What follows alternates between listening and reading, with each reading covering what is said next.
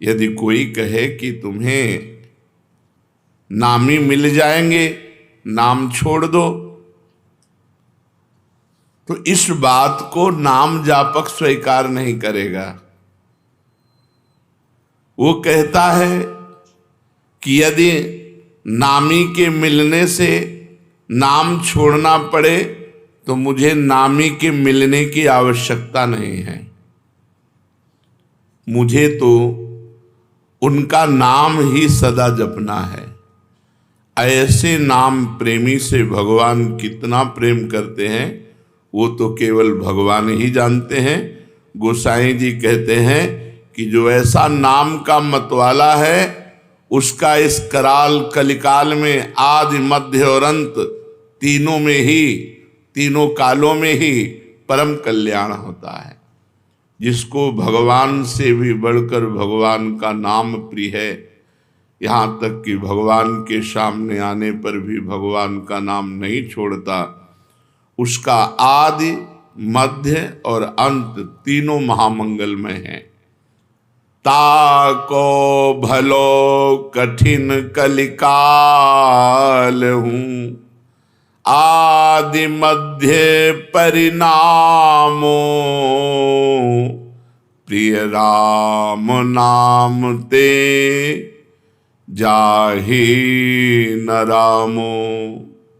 बड़ी महिमा की बात कह रहे हैं। सकुचत समुझि नाम महिमा, मद लोभ मोह को कामो, राम नाम जप निरत सुजन पर, करत छाह घोर घामो। जो नाम प्रेमी है, नाम जब चलता है हर समय, तो अभिमान, लोभ, अज्ञान, क्रोध, काम ये सकुचा कर उस हृदय से भाग जाते हैं। जिस हृदय में निरंतर ऐसे नाम चलता है कि नाम के समान नामी से भी प्यार नहीं, जितना नाम से प्यार है, उस हृदय में अभिमान, लोभ, अज्ञान, क्रोध और काम ये सकुचा कर भाग जाते हैं, सामने नहीं आते, उसे परास्त नहीं करते, उसे जलाते नहीं। जो भक्त सदा नाम जप करता रहता है वो कड़ी धूप में भी छाया का अनुभव करता है, अर्थात भयानक दुख की परिस्थिति में भी भगवान की कृपा का, भगवान की दुलार का अनुभव करता है। भयानक विपत्ति भी सुख रूप बन जाती है जो नाम जप करता है। गोस्वामी जी कह रहे कि आप विचार करके देख लो, नाम प्रभाव सही जो कहे को, शिला सरोरुह जामो, सो सुनि सुमिरी भाग भाजन भई, सुकृत शील भील भामो। आह, यदि कोई कहे कि भैया हमने तो देखा है नाम का प्रभाव कि पत्थर में कमल उत्पन्न हो गया, तो बोले मान लेना, संशय मत करना, दिमाग खराब है। पत्थर में कहीं कमल होता है? जल में कमल होता है। संशय मत करना, अगर वो नाम जापक है और वो चाहे तो पत्थर से कमल प्रकट कर दे, असंभव से संभव कर दे। बोले संशय मत करना, क्योंकि भगवान के नाम में अपार सामर्थ्य है। नाम को सुनने से, नाम को स्मरण करने से भीलनी सबरी भी परम भाग्यवती तथा शील और पुण्यमयी बन गई। तो क्या नहीं हो सकता नाम से। नाम वाल्मीक अजामिल के कछु, हु तो न साधन सामो, उल्टे पलटे नाम महातम, गुंजन जितो ललामो। वाल्मीकि जी, अजामिल जी, इनके पास तो कोई साधना नहीं थी, केवल उल्टे पुल्टे भगवान का नाम जप किया। भगवान की नाम महिमा ने घुंघची को जवाहरात बना दिया, घुंघची को जवाहरात बना दिया, अर्थात जो बेकार था उसे महामूल्यवान बना दिया उल्टे पुल्टे नाम जप करने से। परम रत्न स्वरूप हो गया, वो भगवत स्वरूप हो गया। गोस्वामी जी कह रहे हैं, राम ते अधिक नाम कर तब, जेहि किए नगर गत गामो, भय बजाई दाहिने जो जपी, तुलसीदास से बामो। नाम की शक्ति नामी भगवान से भी अधिक है, क्योंकि भगवान नाम जापक के अधीन हो जाते हैं, नाम नामी को अधीन कर लेता है। इस नाम ने ग्रामीण मनुष्यों को भी परम चतुर बना दिया, परम विद्वानों को भी जो दुर्लभ है वो ज्ञान प्रदान कर दिया ग्रामीणों को। ग्रामीण का तात्पर्य जो अनपढ़ गंवार, वो भी भगवान का नाम जप करके परम प्रवीण बन गए। असभ्यों को परम पुनीत महात्मा बना दिया नाम ने। गोस्वामी जी कह रहे हैं, इसी नाम को जप कर तुलसीदास सरीखे बुरे जीव डंके की चोट से कहता हूं अच्छे हो गए, डंके की चोट से कहता हूं अच्छे हो गए। तुलसीदास जी कहते हैं, हमारे जैसे बुरे जीव नाम के प्रभाव से डंके की चोट से कहता हूं अच्छे हो गए। फिर जो अच्छे लोग नाम जप करेंगे तो उनका क्या महान भाव होगा। इसलिए भगवान का नाम सर्वोपरि, जो भगवान से भी अधिक बढ़ करके है। साधना में शीघ्र लाभ मिले, इसके लिए क्या करना चाहिए?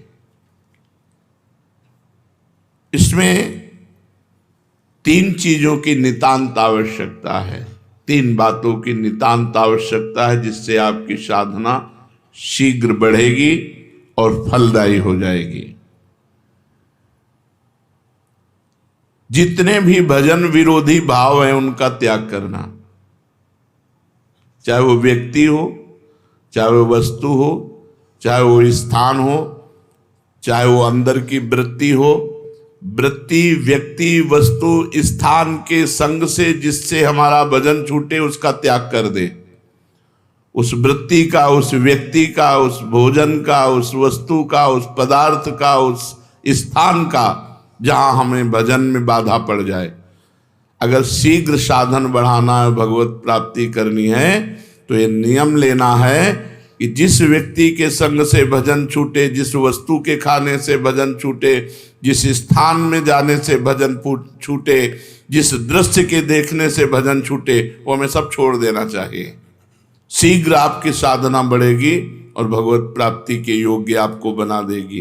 पहला, वस्तु, व्यक्ति, स्थान जो हमारे भगवत चिंतन को छुड़ाए उससे हमें दूरी बना लेना है। दूसरा, निरंतर भगवत भजन को पकड़े रहना है। जैसे तूफान चले तो पहाड़ का आश्रय ले लेते हैं, कोई मजबूत वस्तु का आश्रय ले लेते हैं, ऐसे कलिकाल और माया का तूफान चल रहा है जो हमें उड़ा करके विषय प्रपंच में फंसा सकता है। तो भगवान के नाम रूपी पहाड़ का आश्रय लिए, राधा राधा राधा, हर समय नाम जप, और भगवान की रुचि उत्पन्न करने वाले वस्तु, व्यक्ति, स्थान का संग। 3 बातें।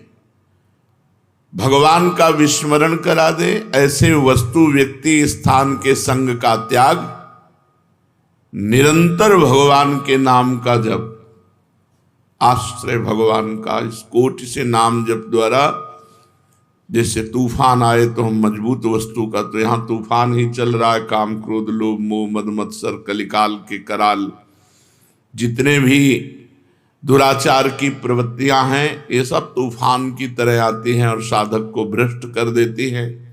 अगर साधक नाम का आश्रय लिए है तो बच जाएगा।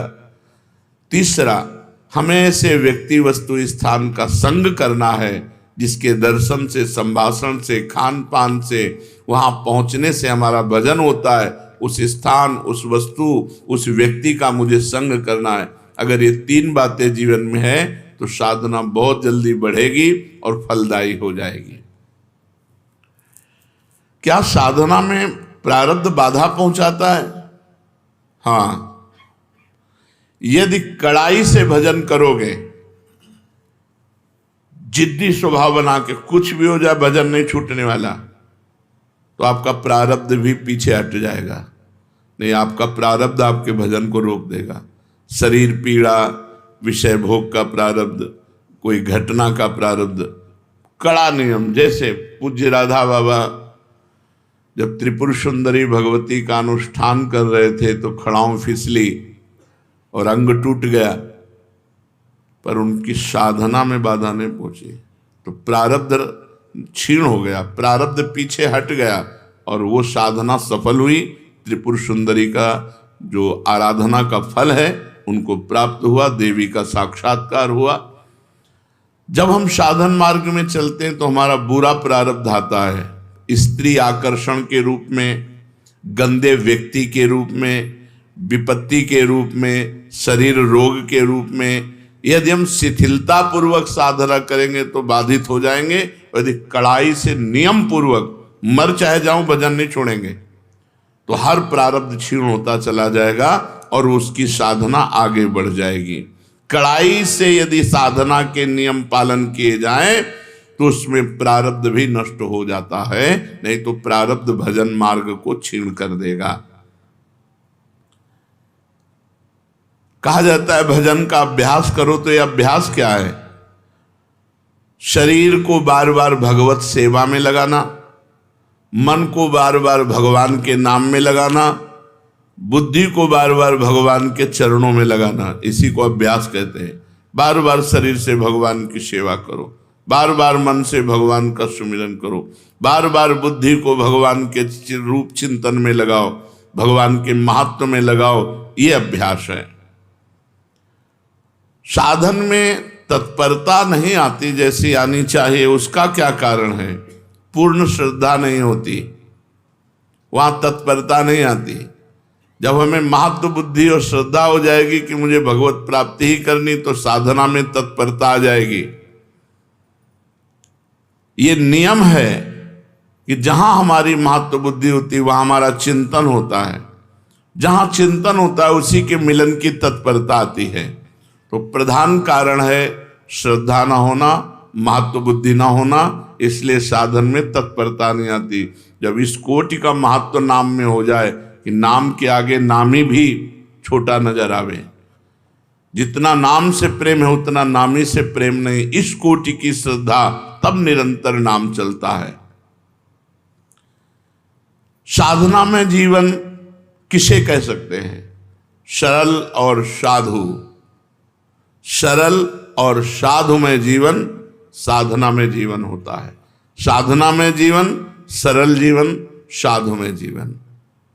संत सरल चित जगत हित जान स्वभाव सने, जिनका स्वभाव होता है संत सरल चित, सरल चित, सरलता और साधुता, ये साधना का स्वरूप है। अगर साधन ठीक कर रहा है तो सरल और साधु स्वभाव वाला होगा। साधु स्वभाव क्या है? कभी किसी से कुछ ना चाहना, निरंतर परहित करना, बड़े से बड़े कष्ट को सह करके भी किसी से सहायता ना लेना, ये सब साधुता के अंतर्गत आता है। एक साधन में फल ना दिखाई दे तो क्या दूसरा साधन करने लगना चाहिए? नहीं, जो साधन गुरु से मिले आजीवन एक ही साधन करना चाहिए। जो साधन को छोड़ते बदलते रहते हैं उन्हें कभी भगवत प्राप्ति नहीं होती। 10 दिन नाम जप किया, 15 दिन योग किया, 20 दिन वो वैराग्य किया, ये ऐसे लोग ठीक। जो साधन पकड़ो आजीवन वैसे ही चलते रहो। जिस साधन को पकड़ो सारी आयु उसी में खपा दो, इस जन्म में ही भगवत प्राप्ति हो जाएगी, परम पद पर प्रतिष्ठा हो जाएगी। जो साधन पकड़ो आजीवन, जो नियम जो दिनचर्या आजीवन वैसे चलते रहो, उसको बदलाव मत करो, तो निश्चित भगवत प्राप्ति हो जाएगी, निश्चित परम पद प्राप्त हो जाएगा। ये जो बार बार गुरु बदलते रहते हैं, साधन बदलते रहते हैं, इनसे बड़ा अपराध बनता है। ये साधक वादक नहीं है, वो मनमानी स्वच्छंद अपने आचरण करके वो अपने को सुखी समझते हैं। कहा जाता है कि साधना में व्यभिचार ना हो, तो ये व्यभिचार का तात्पर्य क्या है? साधना में व्यभिचार है अपने इष्ट को छोड़ करके, अपने गुरु को छोड़ करके दूसरे की तरफ लुभायमान होना, दूसरी प्रणाली स्वीकार कर लेना, दूसरी भजन प्रणाली स्वीकार कर लेना, यह साधना में व्यभिचार है। अपने इष्ट और गुरु में ही हमारी भजन प्रणाली जो है वही चले। जैसे अपने यहाँ है नाम मंत्र वाणी सेवा, यही जीवन है। व्रत नियम संयम ये सब कुछ नहीं। निरंतर नाम जप करो, मंत्र जप करो, वाणी जी का गायन करो और 8 पहर स्वामिनी जी की सेवा में रहो। यही हमारी दिनचर्या है। हमारा जो अंतिम लक्ष्य है वो श्री जी की सेवा है। 8 पहर स्वामिनी जी की दासी भाव से सहचरी भाव से सेवा, तो अपनी प्रणाली में ही रहे। अन्य प्रणाली स्वीकार करना साधना में व्यभिचार है। विश्व में किसी भी उपासना का खंडन न करे और अपनी उपासना को सर्वश्रेष्ठ माने और अपनी उपासना को कभी बदले ना, ऐसा साधक अव्यभिचारी साधक कहा जाता है। और जो बार बार अपनी साधना को बदलता है वो व्यभिचारी साधक है, वो लक्ष्य को प्राप्त नहीं कर पाता। क्या साधना की जो हमें अनुभूति हो रही है उसे प्रकट करके किसी को बता देने में हानि होती है? अपनी साधना और साधना की सफलता कभी भी किसी से नहीं बतानी चाहिए, नहीं बाधा पड़ जाएगी, पक्का बाधा पड़ जाएगी। आपकी दिनचर्या क्या है और आपकी अनुभूति क्या है, मरते दम तक, जब तक भगवत साक्षात्कार न हो जाए तब तक न बताओ। भगवत साक्षात्कार हो गया फिर तो कोई घाटा पड़ने वाला है ही नहीं। साधन काल में साधक को अपनी साधना और साधना की अनुभूति कभी किसी को भी नहीं बतानी चाहिए। चाहे कितना कोई आत्मीय हो, घर का हो, प्रेमी हो, अपनी साधना की और अपने साधन की अनुभूति की बात कभी नहीं कहनी चाहिए। आप कै बजे उठते हो, आपकी क्या साधना है, क्या जय बजे ठाकुर जी उठा देते हैं, उठ जाते हैं, जो करवा लेते हैं, उसको प्रकट नहीं करना कि हम पूरी दिनचर्या अपनी खोल के रख दी, उसकी अनुभूतियां खोल के रख दी, ठप हो जाएगी आपकी दिनचर्या, बाधित हो जाएगी, नहीं होगी। जैसी चल रही थी वैसे नहीं होगी। बिल्कुल ये 100% की बात है, इसमें 1% भी मिलावट नहीं। 100% ये हम खुद अनुभव करके देखा। अगर दया करके करुणा करके अपनी बात बता दी तो हमारी बात में फर्क पड़ गया, हमारी साधना में बाधा पड़ गई। तो साधना और उसकी अनुभूति ये दोनों तब तक छुपाता रहे जब तक भगवत साक्षात्कार ना हो जाए। बहुत संभाल कर गरीब के धन की तरह इसे गुप्त और सुरक्षित रखो। जीवन पर्यंत साधना का अभ्यास किया, मृत्युकालीन पर्यवसान क्या है, फिर क्या है? तो जो जीवन भर साधना करता है, मृत्यु काल में उसके पूरे जीवन का टोटल लगाकर भगवत स्मरण दे दिया जाता है। जैसे आप जीवन भर पाप किए हो, बीच में कुछ थोड़ा साधन पुण्य दान पुण्य, वो नहीं माना जाएगा। उसका भोग तुम भोगना, पर जीवन भर जो किया उसका टोटल लगा के भगवत विस्मरण तुम्हें करवाया जाएगा, क्योंकि तुम्हारी दुर्गति होगी। और जिसने भगवान नाम जप किया है तो उसको पूरे जीवन का आंकड़ा लगा करके कि इसमें अधिक क्या किया, तो बोले भजन, तो अंतिम समय भजन का स्मरण दो। तो जो भागवती का अधिकारी हैं वो अंतिम समय उसको भगवत स्मरण दे देते हैं और उसको भगवत प्राप्ति हो जाती है। पूरे जीवन का आपका कार्य ही अंतिम परिणाम पर अवलंबित है। पूरे जीवन आप जो करते रहे वही अंतिम परिणाम में आपको चिंतन दिया जाएगा। वो अंतिम में आप चिंतन नहीं करते, वो दिया जाएगा। छा गया भगवत चिंतन, या भूल गए भगवान को, छा गया संसार का कोई चिंतन। ये पूरा टोटल तुम्हारे पूरे जीवन का टोटल होगा मृत्यु के समय। 1 सेकंड में पूरा आंकड़ा फिट कर दिया जाता है।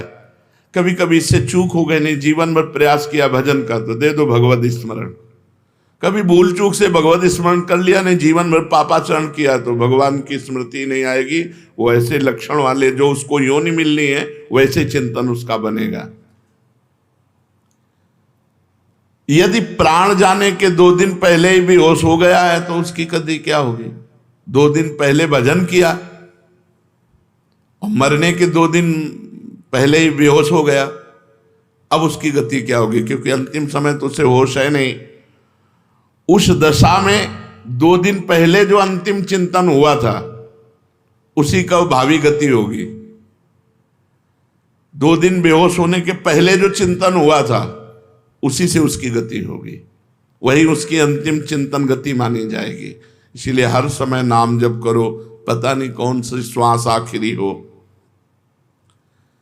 अंत समय में भगवत स्मरण किस प्रकार का होता है? जिसने जीवन भर भगवान का स्मरण किया उस समय भगवान छा जाते हैं उसके दिमाग में। वो राधा राधा नहीं कहेगा, किशोरी जी छा जाएंगे उसके दिमाग में और उन्हीं के चिंतन में उमरेगा। इसीलिए जीवन भर माला चला रहे हैं, जीवन भर भजन कर रहे हैं कि अंतिम समय हमारा बन जाए। तो अंतिम समय क्या होगा? हमारे इष्ट देव आकर के छा जाते हैं। श्री राधिका निकुंज मंडली तत्र तत्र हृदय में विराजताम। श्री स्वामिनी जो अपने परिकर के साथ प्रकाशित हो गए। इसका साधन क्या है कि अंतिम समय में भगवत स्मरण हो ही जाए। संपूर्ण जीवन निष्पाप और भगवत चिंतन परायण रहो। संपूर्ण जीवन निष्पाप, कोई पाप करने की चेष्टा ना करो और खूब नाम जप करो, तो अंतिम समय प्रिया प्रीतम तुम्हारे दिमाग में छा जाएंगे। संपूर्ण जीवन भजन में लगाए तो सांसारिक कार्य कैसे करें? जागतिक कार्य भी तो हैं, व्यापार है, नौकरी है, और भी सब कार्य है। आप कहते हो हर समय भजन करे तब अंतिम समय, तो कैसे संभव हो सकता है? स्वकर्मणा तमभ्यर्च्य भगवान ने आदेश किया। भगवान के आदेशानुसार आप चाहे जहां जो भी कार्य कर रहे हैं धर्मयुक्त, वो आपकी पूजा मानी जाएगी। आप ऑफिसर हो, आप जज हो, आप वकील हो, कुछ भी हो, आपका जो कर्म है वो निष्पाप होना चाहिए। वो धन के निमित्त से दोष को छुपा करके निर्दोषी को दंड दे दे, अपराध बन गया, पाप बन गया। आप अपने धर्म से चूक कर लिए, घूस लेकर के अपराधी को छोड़ दिया और निरपराध को दंड, आपसे पाप बन गया। व्यापार आप कम तौल रहे हैं, ज्यादा दाम ले रहे हैं, आपसे अपराध बन गया। नहीं तो स्वकर्मणा तमभ्यर्च, आपका स्वकर्म ही भगवान की पूजा बन जाएगी। किसानी, खेती, व्यापार जो भी आप कर रहे हैं, यदि धर्म पूर्वक करें और नाम जप करें तो और पूजा बने न बने, वो आपका कर्म ही पूजा बन गया और भगवान की प्राप्ति हो जाएगी। इस पूजन में सामग्री की आवश्यकता नहीं होती, सिर्फ धर्म की आवश्यकता होती है। मन का भाव ये होना चाहिए कि मैं जो कुछ कर रहा हूं वो सर्वव्यापी भगवान की सेवा कर रहा हूं। चाहे जो भी कार्य आपका है, जो भी नौकरी पेशा व्यापार जो भी है, वो भगवान की पूजा है। भगवान की पूजा में अधर्म का प्रवेश नहीं, अधर्म नहीं होना चाहिए। तमभ्यर्च स्वकर्मणा, आप जहां हो धर्म के अनुसार आचरण करो, सब बात बन जाएगी। अनंत ब्रह्मांडों का अधिकारी सबको देख रहा है, सबको देख रहा है। आज तुम कर लो मनमानी, पद मिला है, और जब वो तुम्हारे मनमानी का हिसाब करेगा तो फिर तुम झेल नहीं पाओगे, चाहे जो कोई हो, नहीं झेल पाओगे। बड़े बड़े को फैलते हुए देखा है। इसलिए स्वकर्मणा तमभ्यर्च, आपको जो पद मिला है, आपको जो सेवा मिली है, आपको जो अधिकार मिला है, वो भगवान की पूजा है। बहुत होश से करना, उसमें घूस लेना, अधर्म आचरण करना या गरीब को सताना, निर्दोष को सताना, ये बड़ा भारी पड़ेगा। दुखिया को न सताइए, दुखिया देगा रोए, और जब दुखिया के मुखिया सुने तब तेरी गति का होए। भगवान ने गीता जी में कहा है, अपने कर्म को ही पूजा मानो और नाम जप करो। कोई आपराधिक कानून के विरुद्ध आचरण आप मत करो, नहीं तो आज आप पदाधिकारी हो, जब आपका कर्म आपकी बुद्धि को भ्रष्ट करेगा तब आपका पद भी चला जाएगा, आप भी दुर्गति को प्राप्त होंगे। तो निरंतर भजन कैसे हो सकता है? अपने कर्म को भगवान की पूजा मान करके नाम जप करते हुए यदि हम जीवन व्यतीत करें तो भजन में जीवन ही माना जाता है।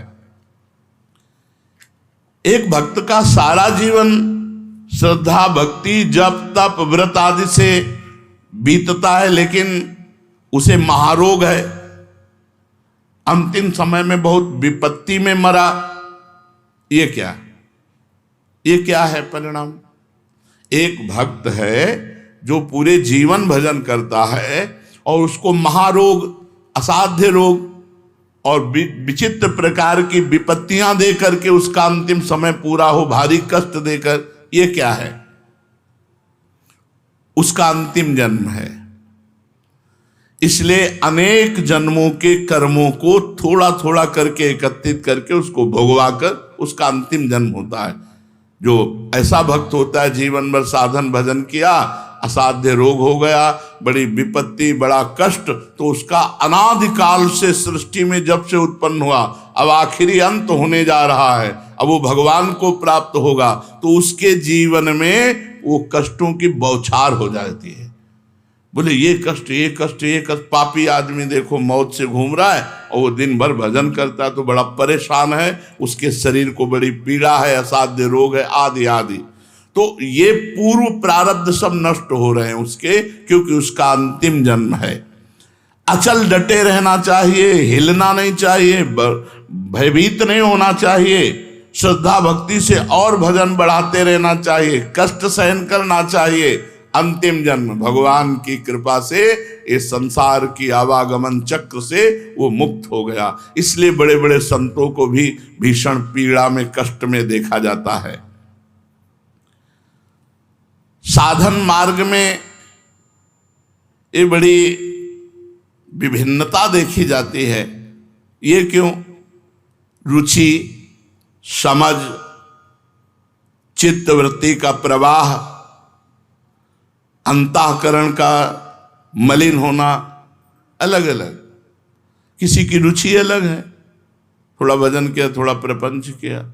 किसी का अंतःकरण मलिन है, किसी की समझ ठीक नहीं है, कोई तीनों गुणों के प्रभाव से प्रभावित रहता है, कोई पूर्व संस्कार से प्रभावित रहता है, कोई नवीन वातावरण से प्रभावित हो जाता। साधक वही है, ना अपनी रुचि, ना अपनी समझ, ना अंतःकरण का प्रभाव, न त्रिगुण का प्रभाव, न पूर्व संस्कार का प्रभाव, न वातावरण का प्रभाव, डट के भजन करे, सबको गिरा दे। ये महाभारत है। डट के भजन करे, इन सबको रौंद डाले, पूर्व संस्कार, प्रारब्ध, ये वो सब। भजन में अपार सामर्थ्य है।